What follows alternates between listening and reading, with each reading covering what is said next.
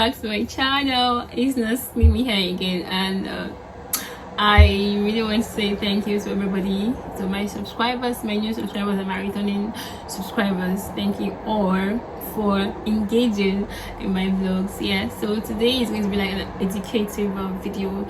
I'll be giving a step-by-step process of becoming UK nurse. Most people have been asking me the questions right from the time I posted my first video. Yes, I'm doing the video today, and I have here the process with me. I have like written down here with me, so I'm going through the process. So I won't miss out on anything, so I'll be going through the process with you guys. Yeah, I'm a very fast talker. Yeah, I'm just going to try to slow down a bit. I can talk really fast, but I'm going to try to slow down a bit so you guys can understand what I'm saying. And at each point you don't understand me, just drop a question in the comment section. Okay, so we're going to get right into it. Before I start, I'll have to say this process does not have any strict rule that says this must be what you have to do first, or you must do this one first. Yeah, whichever one that suits you, you can decide to do whichever one that suits you first. You can do anyone, you can start from anywhere. Yeah, so people start from writing exams, people start from registration. So whichever one you want to do, you can just go ahead and just do it. Yeah, so the first thing you need to do is get your international passport. Yeah, that's basically your ID card, your exams and everything. Yeah, so that's the first thing you do, right? You get your international passport and then write your exams. So you write into exams, IELTS exam and CBT exam. The IELTS exam is basically a test of English. Yeah, an English test. So it's that you write IELTS or CBT or OET. So IELTS is international English language testing, while OET is occupational English test. The both of them are literally the same thing. You're just trying to test your ability, whether you can write English, speak English, listen, and then read English. That is basically it. Yeah, then the CBT exam is computer-based test. Yeah, so that's when the CBT exam narrows down on nursing, drugs, drug administration, nursing values, NMC values, and all of it. Yeah, so in the IELTS exams you have to get up to the score of 7.0 in listening, 6.5 in writing, 7.0 in reading, then 7.0 in speaking, and in total you have to have up to 7.0 in all of them. Sorry, in total in total I have to have like 7.0 in total. Yeah, so if you want to be writing OET, you have to score up to like B in reading, C in writing, B in listening, and then B in speaking. For me, I think OET is more difficult than IELTS. I mean, I don't know about anybody, but for me, I think OET is more difficult. I was IELTS, so I can actually tell, but I don't know. I just feel it's very difficult, more difficult rather, not that it's very difficult. Yeah. So, and then after you've written your IELTS, you want to register with NMC UK. Yeah, you just go to the website, do the registration, and then pay the £140. And after paying the £140, then you upload the document on the site. So you're uploading your international passport, your nursing certificate, your IELTS exams or OET exams, and then you now monitor your progress. Yeah, so after doing this, yeah, you go to NMCN website, that's National Midwifery Council of Nigeria. Then you do your verification. Yeah, previously the verification was free. Yeah, you could just pick if you're in Abuja, you could just go walk into their office and drop your document to them. But that was in the past, like a few years ago. When I did my own, I did it online. Yeah, and it was 10,000 naira. It was about 10,000 naira then.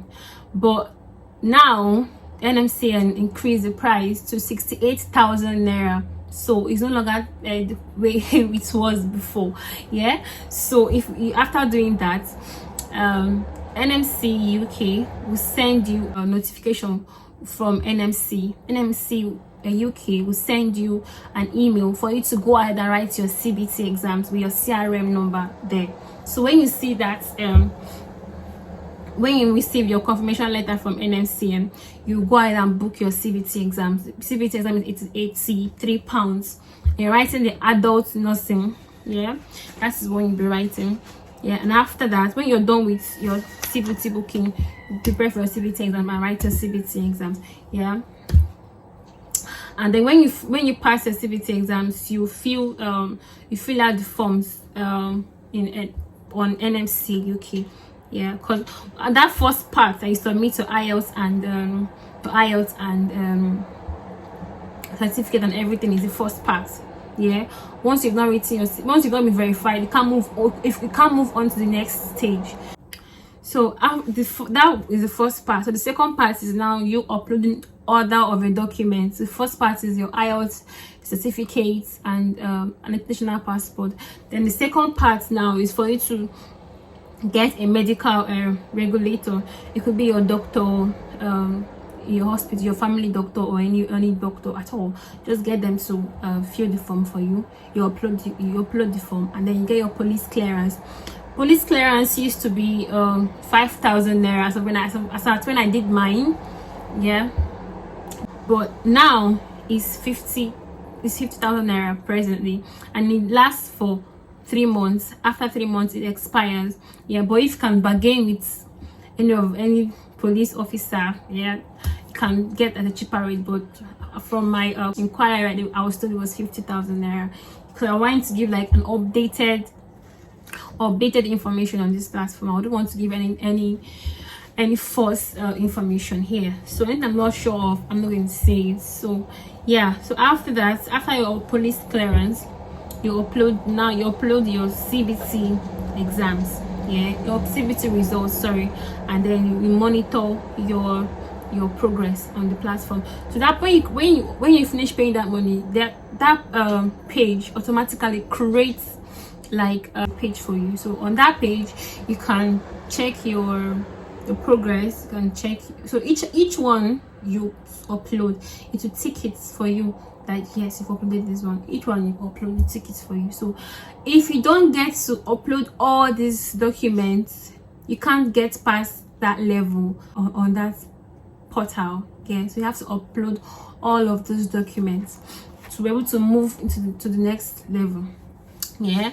So when you're done uploading all those documents, your IELTS results, international passport, your CBT, police clearance, medical regulator, and every other thing that you have to submit, then you pay your final registration fee of £153. Now this £153 is for your PIN, is for your PIN when you finally pass your OSCE exams, yeah. So you can pay this £153 at any time. There's no particular time you have to pay the money, but that first one of £140 you have to pay it. That's the first money you have to pay. But the £153 you can pay it anytime, yeah. Then when you finish uploading the if you finish uploading the documents, you can stop at any point and start looking for job. In fact, some people start looking for job once they are done with their IELTS exam. I know some people that wrote just CBT and they got a job, and then the job has to force them or push them rather to write their IELTS exams. But most people feel IELTS is very tough, yeah, and then they just like leave it and write CBT first. So whichever one you want to write first, you can write it. But then as soon as you finish, or as soon as you finish your IELTS, you can start looking for job, yeah. During your interview, if they ask you, you can tell them that, oh, okay, I have my IELTS, but I don't have my CBT yet. My CBT yet. So whichever one you want to do first, you can do it first. But you just have to inform you when you get a job, you can inform them. So after doing all this, after doing all the whole uploading of all your documents, yeah, you can start looking for job. You can look for job via NHS job, Indeed, Track. And then some people, you can send email to particular trust, direct email to them, yeah. You send them your supporting statement, and then your not really the whole supporting statement, like the voluminous one. You can just like cut it short, just introduce yourself and then tell them your aim, and then you can just drop your documents for them for easy. Most of them won't even go straight to look at your documents. Yeah, so we just call you straight up. Yeah, so if you're lucky, you can get a job like very fast. Most people get job like very fast in space of 1 month. They've gotten a job. Most people in space of 2 months, 3 months. Mine took me almost 9 months to get a job. Yeah, and I didn't give up. That's one thing I will have to tell you in looking for. Once you finish passing, once you've done all your exam and you've passed, and then you're not looking for a job, you really need to be patient. Okay, you really need to be very, very patient. Because most people, like, they will give up. Me, so at a point, I almost gave up. I won't lie, but because it's not easy. Yeah, but then our advice that you should not give up at any point. Just continue looking for a job, continue applying, don't give up. Send email, join platforms, and the platforms that send like job opportunities, like on WhatsApp, on Telegram. Yeah, so you can do that, and you can send email, direct email to some trust. And then also some trusts use agents. Yeah, they use agents. So the agents gets workers for them. Yeah, and then they will now call you for interview. Not the agent particularly, the hospital, the trust will call you for interview. Yeah, and then once you pass the interview, then the next thing you expect from your employer is an offer letter. Yeah, they'll send you maybe some people send a congratulatory message on that day. Some people like delay and they send you like 1 week later. Some people, they'll send you offer letter that same day. It depends on different trusts. So once you get your offer letter, you have to sign the offer letter. Yeah, that your employer sent to you. You sign it and then you send it back to them. The way you send it back to them, before signing the offer letter, I'll emphasize that you need to read your offer letter very, very well. We need to read the offer letter very well. That's where your contract is, the way you're going to be paid, the amount to be paid, your working hours, what you're going to do. Like some trust will tell you, okay, they're going to pay for your tickets, pay for your visa, and then you get your accommodation yourself. Some will tell you they'll pay for your ticket, they'll buy your ticket, yeah, provide your accommodation, and then provide you OSCE training. Yeah, it varies on different trusts. Yeah, but the basic thing that you should be on your offer letter first is accommodation. That's the first thing that you have to be on your offer letter. If it's not there, you need to like really if you're ready, like, to go and start looking for accommodation where you've not been before. It's going to be very difficult. So accommodation, yeah. So you need to know if you'll be the one paying for your tickets and your visa. Yeah, you need to know that it should be in your offer letter. So some of the employers will tell you to pay for your visa, and then they will refund you on your arrival. Some do literally everything for you, and then yeah. So basic thing is your visa, your tickets, and accommodation. Yeah, and then also OSCE training. Those are the 4 basic things that need to be in your offer letter. Yeah. So some do every other thing and then tell you to buy to pay for your visa and then get refund you. So whichever one you need to be, but these 4 basic things, if it's there and you are okay, any other thing they add is an extra for you. But these 4 things are the basic thing that needs to be in your offer letter. So accommodation, visa, ticket, and then OSCE training. Yeah. So, and after that, after they give you your offer letter, after you've gone through it, you sign it and send it back to them. Then you wait for your certificate of sponsorship, COS. So when you get your COS just replaces with a statement of account. It shows that your employer is the one sponsoring you. Yeah. So the COS also contains your resumption date. Yeah, it contains when you're going to resume work.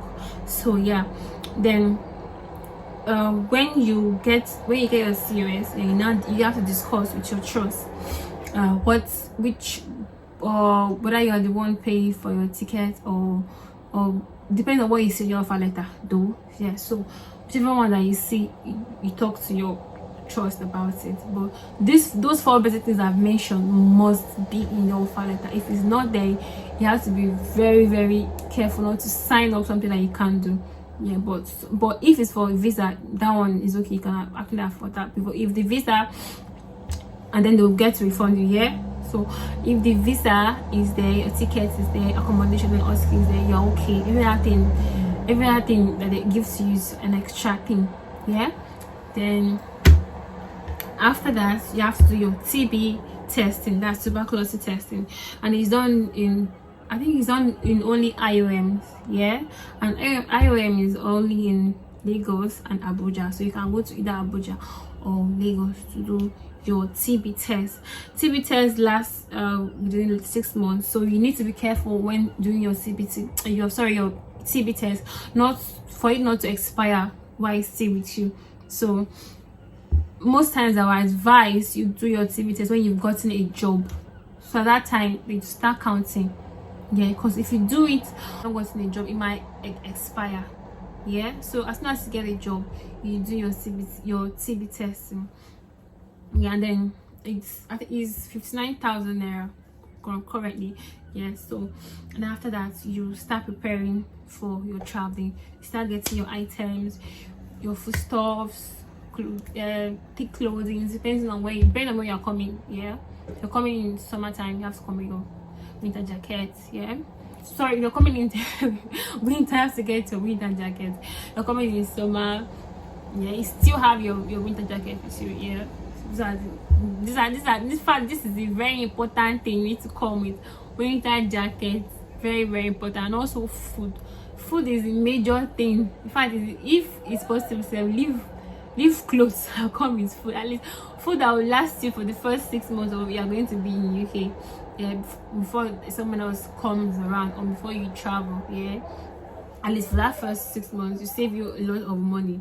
And then if at any point you get to the airport, I would advise that if they start to remove anything from your bag, because when they get to start removing and adding, if they're removing anything, don't you ever remove food. Don't remove food at all. Make sure you remove clothes and don't remove your foodstuffs, yeah. So yeah, that's basically it. Maybe I'll do another video of what things like to bring when coming to UK, yeah. And then how to prepare yourself when coming, how to pack, what not to pack, yeah. But I think this video is already like really long. I wouldn't want to get longer than that. I want it to be a very short video, yes. So I think this is basically it. If there is any other thing you want me to talk about, yeah, concerning this, you can just drop your question in the comment section, or if you want to reach out to me directly, you can reach out to me via my Instagram, send me DM, and I'll always reply that. I'll always reply my DMs, yeah. So that's the end of this video. So give it a thumbs up if you like it, and drop your comments in the comment section. I'll see you in my next video. Bye.